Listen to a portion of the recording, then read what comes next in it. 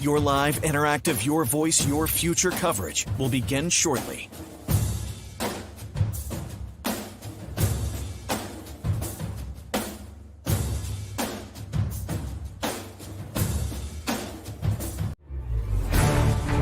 Your voice, your future coverage with CBS 13 News starts right now.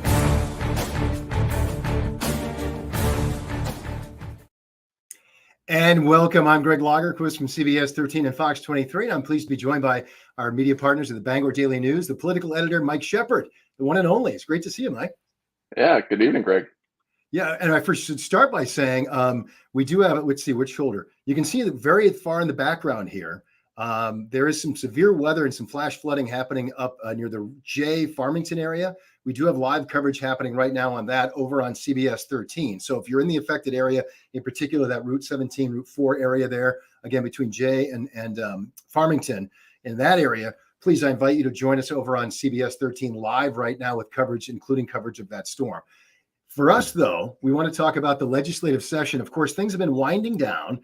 It's been a really interesting session, I think, so far. And Mike, you've been there a lot more than I have. I've really been, kind of covering it from afar. You've been right in the mix of things a lot of these days. Mm-hmm.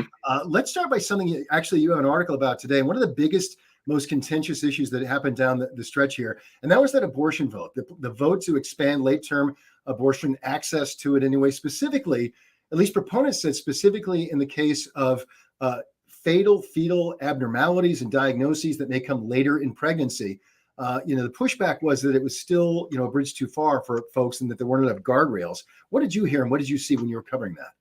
Yeah, I mean, the rub around this all along, and this bill, at least the idea of it, was unveiled back in January. So we've had tons of time, right, to hear the public debate on this. And those fatal fetal anomalies are what the governor geared this bill toward. She took a different approach, though. She didn't say that this bill was limited to fatal abnormalities, but she said that doctors could perform abortions after the current viability cutoff. That's between 21 and 24 weeks. It depends on the pregnancy. But she made it so doctors could perform those at any time if they deem them necessary. Now, the anti-abortion side says, that's a loophole that you could drive a truck through. The other side says this is how we expect it to be used relatively narrowly. So that kind of determined the contours of the debate down the stretch, and we culminated in a really contentious vote, and unlike one I've ever seen last week when there was all sorts of wrangling. The House Speaker Rachel Talbot Ross actually held a vote open for more than a half hour to figure out whether she had the votes or not. Very unusual. Late in the game, Ben Collins, he's a representative from Portland, was really wavering. He was in conversation with the House Majority Leader down in the corner, eventually went with the Democrats, and that's kind of how we got to this week, another pressure-packed vote. Democrats won it by a little bit more. It's an emotional issue, of course, all the time, every time it comes up in Augusta, but we've never seen one quite like this since really the time when we kind of got our modern era abortion laws in the 1990s. So this is really I was very young then. I think I was one or two or three maybe. So, I was a little older than that, but yeah, exactly. I don't quite remember what year it was, but I think it just shows the emotion of this issue and the way Democrats really spent some of their political capital from the 2022 elections on it. And I'm glad you brought that up because it's interesting because obviously Janet Mills ran in a, I was about to say close race. It ended up not being that close against former Governor Paul LePage. But one of the things that came up during the election cycle was that she was saying, no, look, I'm pushing back against efforts to restrict abortion access. Obviously, this was right after Roe v. Wade had been overturned by the Supreme Court. A lot of action, a lot of activity, a lot of energy and frankly emotion around that issue, and it really galvanized Democrats in particular. But she said it during the election, hey, I want to fight to keep things where we are. And she was asked specifically multiple times if she was looking to expand abortion, and she essentially said no. And then obviously she sponsored this bill, which I think, as you said, use some political capital there. And it's too early to say if there's going to be some blowback, but we do know that Republicans are fundraising on it already, for example. For sure. I think it's something that, I mean, look, she came right out in January after saying what she said during the campaign. We all asked about it. and she proposed an expansion of abortion access. So I mean, she violated that. Whether you and her answer to that, if you were to ask her, was, I don't think this is a major expansion. I'm trying to address these very rare circumstances, and there's just a real difference of opinion, right? And it's it's an issue of faith. It's an issue, it's something that people are, very zealous about. Absolutely. I think it's what she said was clear, what she did was clear, and she's not going to face any political repercussions of it because she's in her final term. But we'll see. I think in certain areas where maybe legislative Democrats are talking about that issue, and maybe on the defense in that issue, and the next campaign. It's kind of perverse to talk about the next campaign, but here we are. Never too soon, though.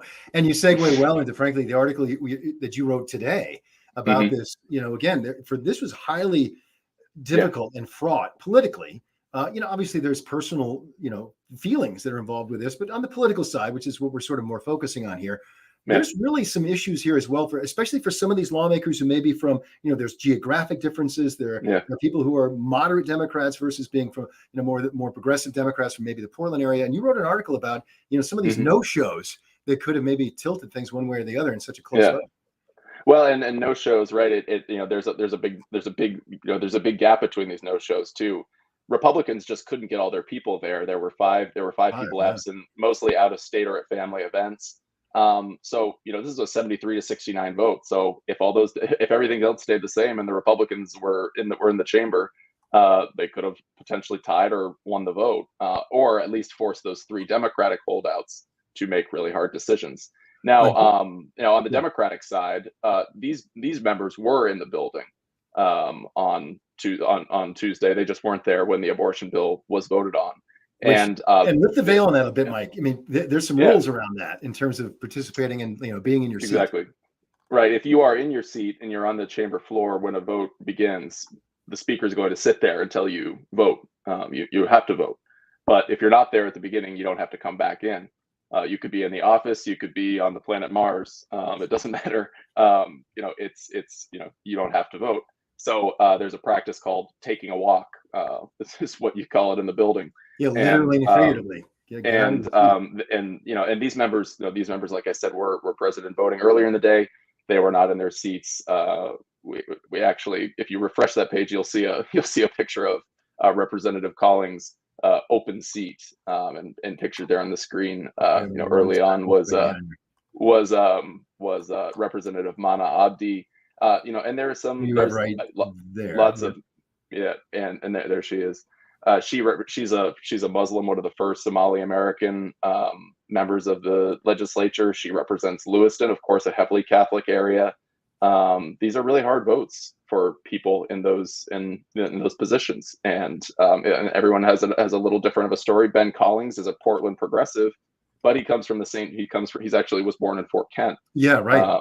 So that's the most very heavily Catholic region of the state. So everyone's got a story on this, and you have to, and just like people in your own personal lives, these legislators just have very, very personal convictions sometimes, and they really manifest themselves on votes like this.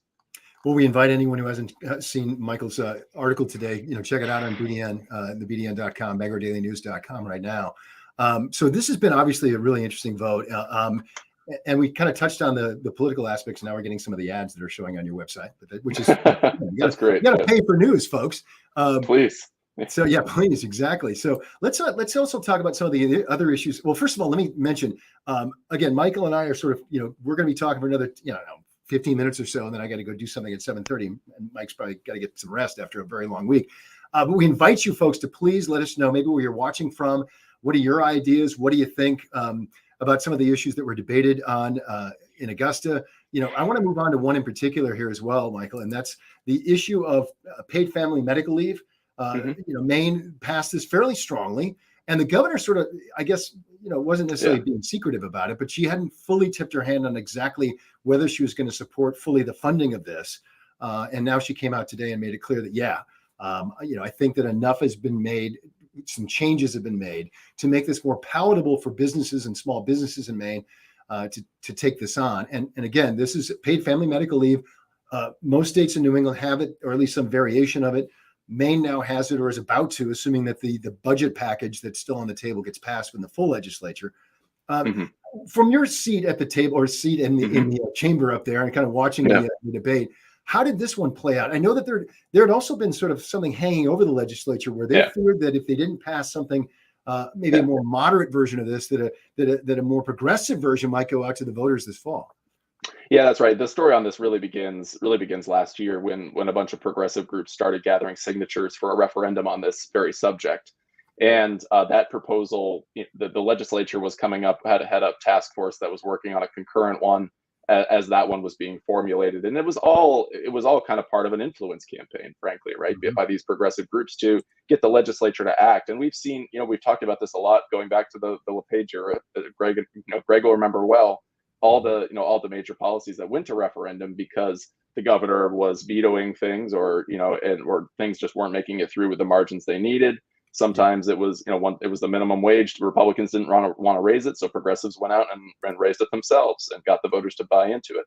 So this was kind of a thing that was hanging over this year. I don't think it would have happened without that. The year started with these proposals sort of being negotiated. The governor, when it came to that back to the spring, she was very hesitant. I know she was meeting for a long time with business groups and generally shared their concerns about adding a new cost on because this will be funded by a payroll tax. 1% or up to 1%.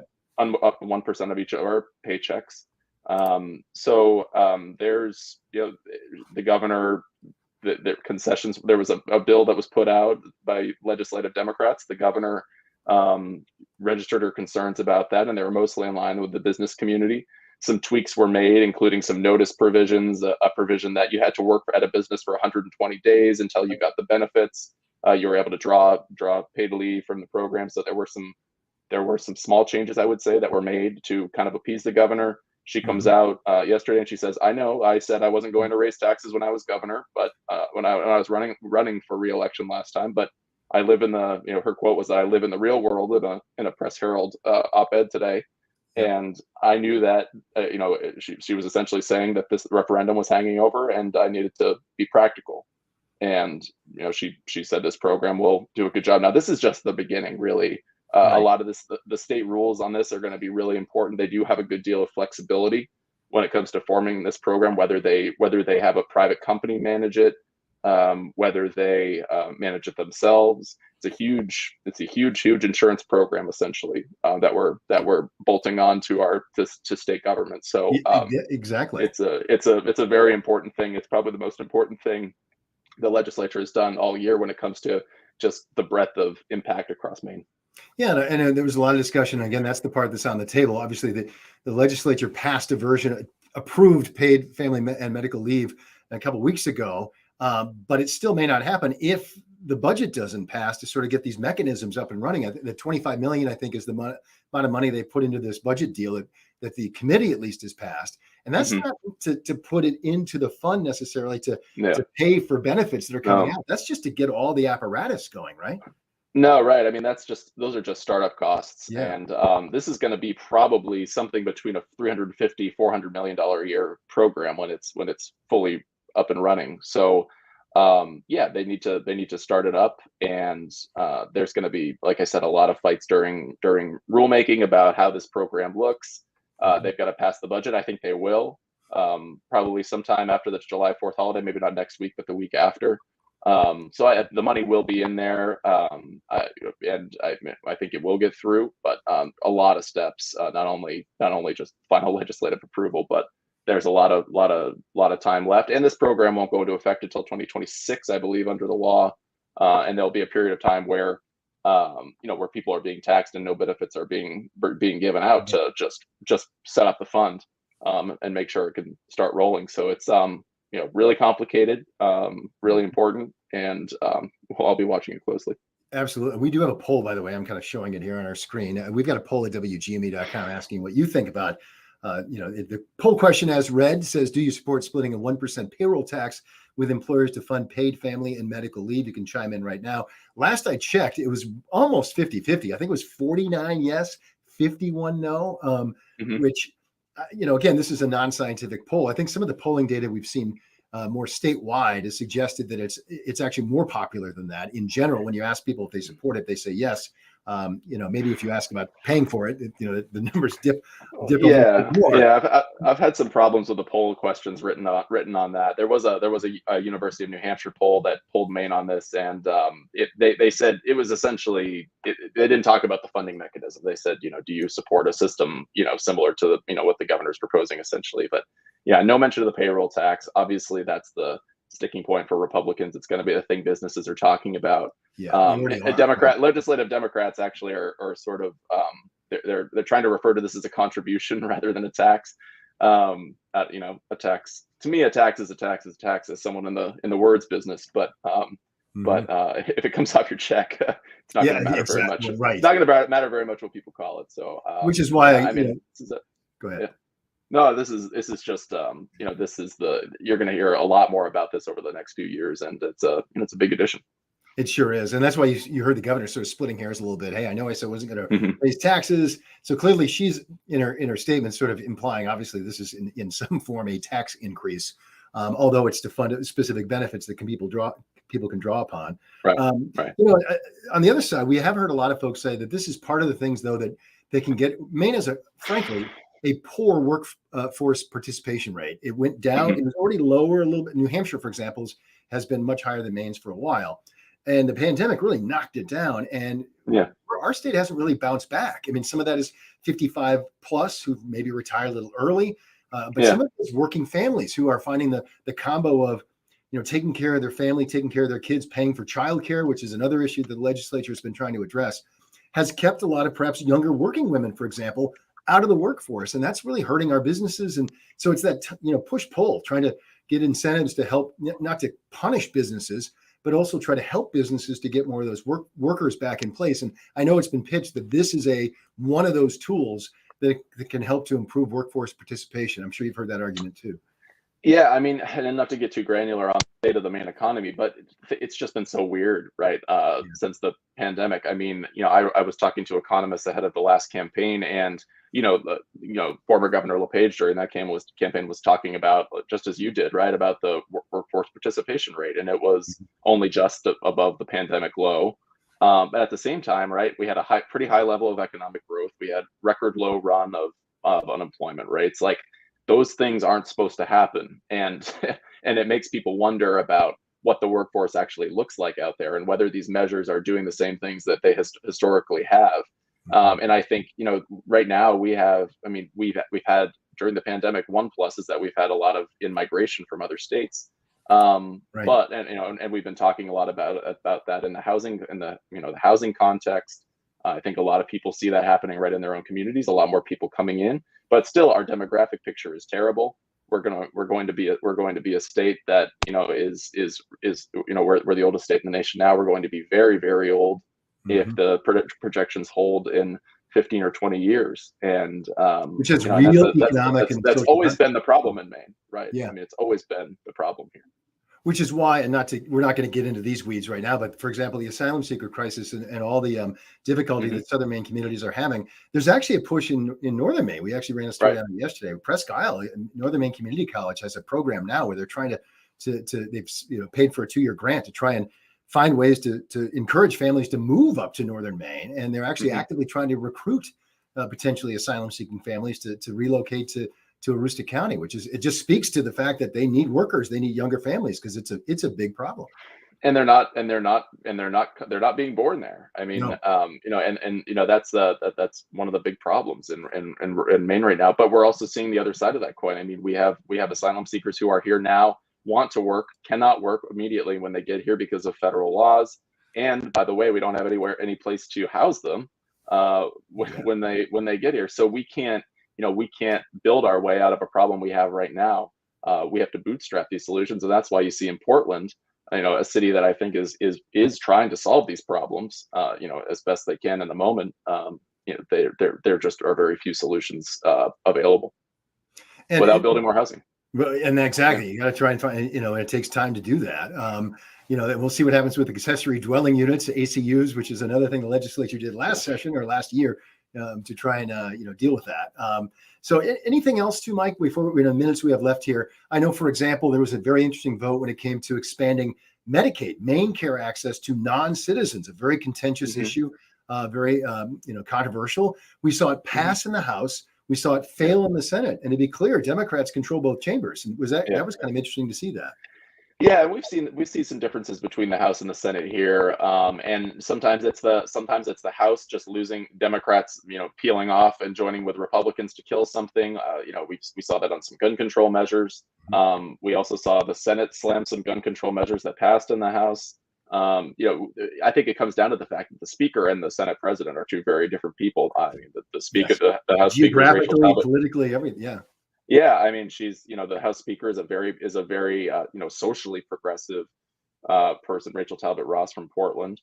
Her top causes are, tribal rights, racial justice. She's the first Black Speaker in Maine history.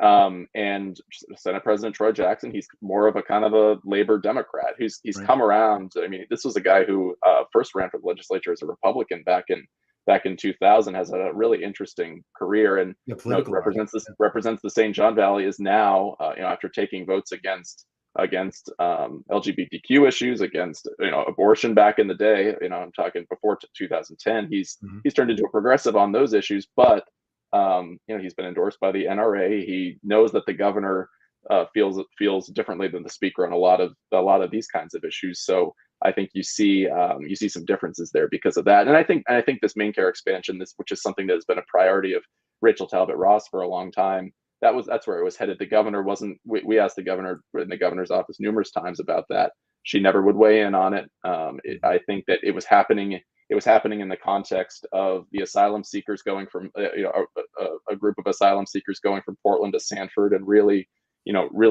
putting the city there in a tough spot. I think there was some anxiety on the Democratic side, right, that it would look like an incentive, right in the middle of other problems. Now, whether it is or not, I think I've seen research that says it's not, but I think the appearance of it was a real factor there, and I think it's probably part of the reason why it didn't go forward. Yeah, well, let's be honest. Politics often goes with the feel rather than the the research. How do people feel about something? Almost informs people's votes, and the politics of things oftentimes a lot more than maybe some of the hardcore numbers and data. And timing too. Timing is huge. Yeah, and I think that's been interesting too. Tribal rights, you mentioned. Just a couple of minutes here. That was another example where we kind of saw the Speaker of the House and the governor kind of butting heads a little bit. And these are two of the most powerful people in Maine politically, and same party, but on opposite ends. And governor obviously from the Farmington area, the Speaker from the Portland area. And so I think the geographic differences you mentioned with Troy Jackson, the Senate President, it's interesting when you see those sort of things playing out. Well, we started with geography, and really, I mean, you go back through Maine's political history. I mean, these things have always been there. I think we see, even 10 years ago, we saw lots of anti-abortion Democrats and lots of abortion rights Republicans in the legislature. Now you don't see as many of that, but we're still talking about sort of those people in the middle who are genuinely conflicted on these issues. And I think when it comes to tribal rights too, I mean, you see a real difference in priorities from these people. Now, I mean, I think tribal rights is the most interesting issue remaining. Rachel Talbot Ross was able to get a tribal rights bill through the House by a 2/3 majority. She's going to have to hold those votes when, as we expect the governor to do, veto that bill. That she's going to have to have another vote, and hopefully for her sake, right, to get 2/3 again. So that's going to be a nail biter. She just barely got the votes the last time, and she's going to have to, after running this abortion bill, also having to run the budget again. She's going to really have to walk a fine line to get those votes back. Across the finish line. Well, it's interesting. I've called this a legislature wrap-up kind of chat here, but obviously, as Michael and I are alluding to here, there's still some more. We got the big budget and which was interesting as well. 4 a.m. vote or so in the Appropriations Committee, 11-1, we should point out, which is bipartisan. There was one Republican who did vote against it, but it was bipartisan that kind of hammered through a lot of this stuff. But that's pending, and as is tribal rights. So sovereignty issues. So we'll see. There's not quite done. So maybe Mike and I will do one more of these here before the sometime in July, which is, God, I can't believe it's already July. It's crazy. June has been awful. I'm ready to have June back out of here, frankly.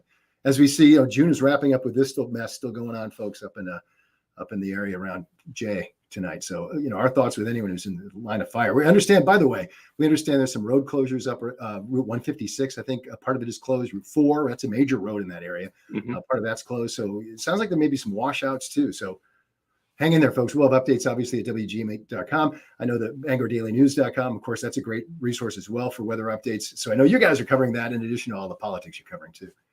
Yeah, we're doing everything, man. We always do busy times. So, yeah. All right, Mike, as always, folks, hey, thank you so much for tuning in. And of course, this will live online for folks who want to, share it and maybe check it out later. We do find that a lot of times Mike and I do this, and then, people end up looking at it as, later on and not necessarily joining us live. But it's been great seeing you again, Mike, and appreciate all the great work you're doing up there in Augusta and for the Bangor Daily News. Hey, thanks. You too, Greg. Great to see you. Have a great night, everybody. We'll catch you later, and I'm going to sign us off. Have a great night.